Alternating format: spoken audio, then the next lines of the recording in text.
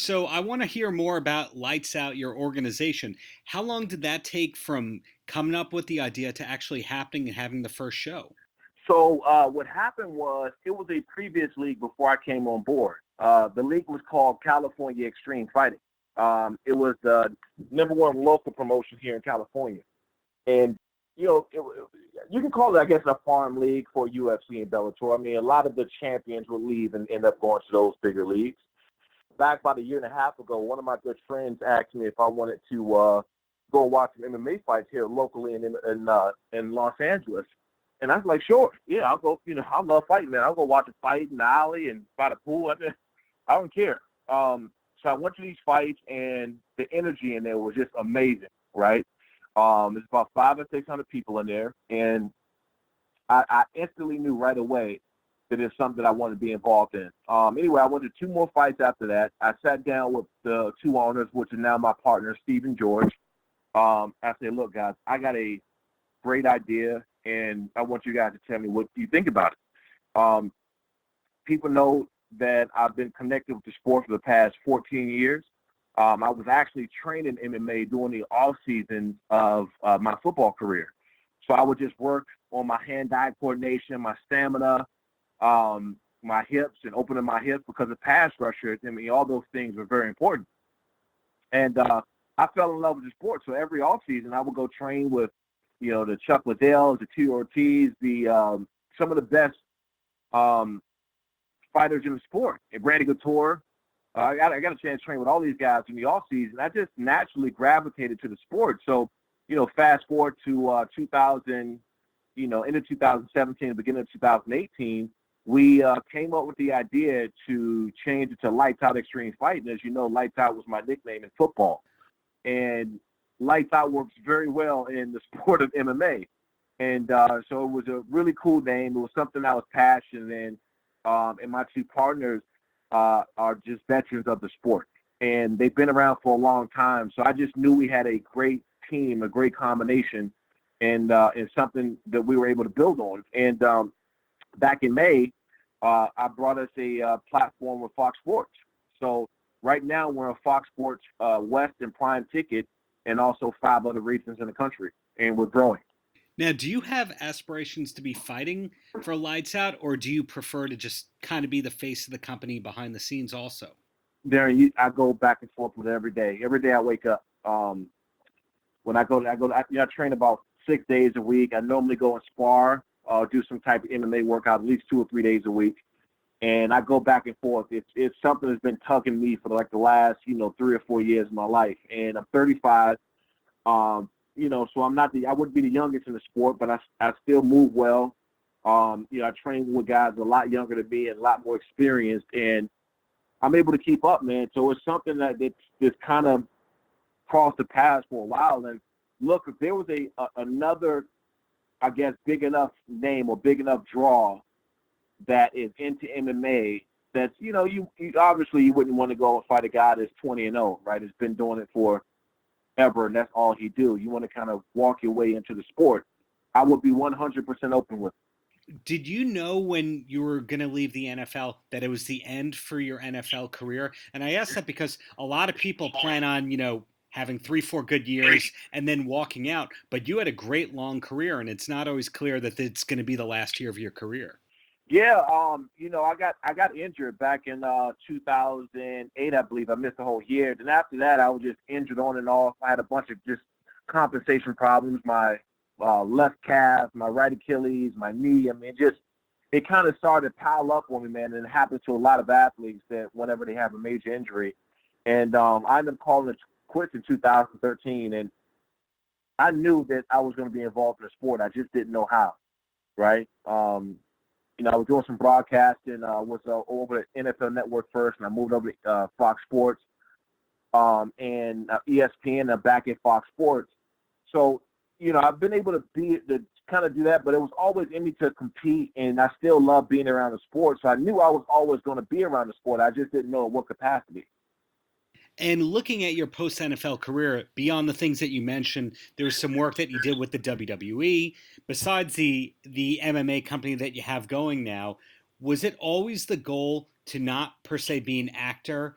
Was it to stay in the sports world all along? That was the long-term goal? Yeah, you know what? You have to wake up and love what you do, right? And I love what I do, and it doesn't feel like work to me. It's just like if I see a challenge, I want to fix it, and I want to get better at it. I want to just grow the sport in things that have been untapped, right? Because I bring kind of a different aspect to the game. Being a former football player that's now transitioned over to MMA, and no, I'm not a fighter, but I live a kind of a MMA lifestyle where I am not only doing the work behind the scenes and dealing with our sponsors and dealing with our partnerships and things like that, but I get a chance to go and train with the fighters, man. That to me is what more can you ask for? Because it lets that competitive part of me have a chance to still feel full. And are there acting aspirations? Because you're obviously very good on camera. Yeah, I got a movie out now on Netflix called Fanatic.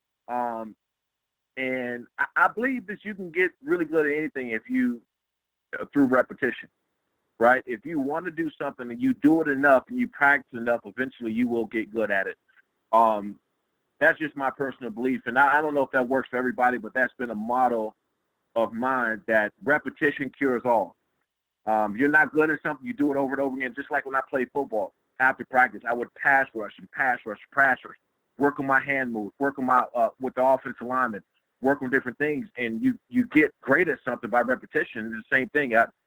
I would have my acting coach to come, a few days a week and just spend some hours with me, and we would just go over scripts and lines and timing and different things. And I got a movie, and I look at it now, and people kind of I see it popping up on social media, and somebody will tag me on social media like, "Oh no, I'm watching. Is that you?" And I'm like, yeah, that's me. So yeah, everything is fixed through repetition.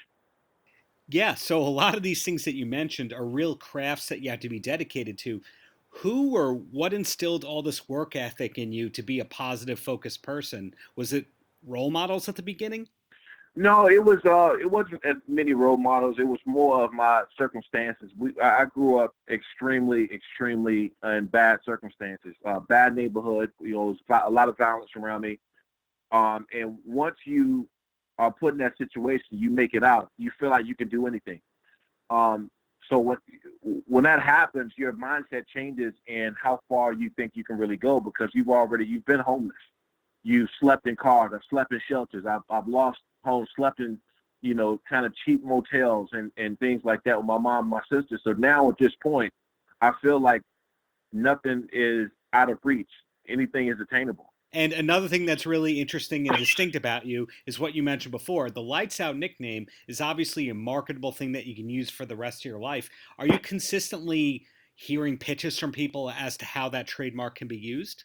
Yeah. So what we've currently been doing, I have a license. It's basically a licensing company now. I have a great company called Lights Out Billiards back in Maryland, that is just killing it. And one thing I've really wanted to concentrate in 2020 is grow the brand through licensing.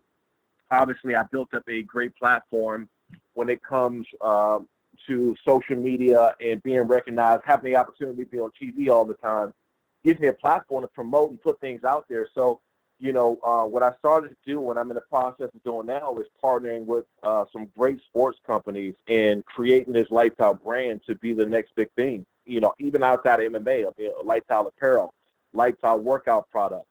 I have Lights Out. I have shoplightsout.com, which is all workout equipment. I mean, we have over thousands of products that are online that you can buy anything, Everlast, RDX Sports, you name it, it's on there.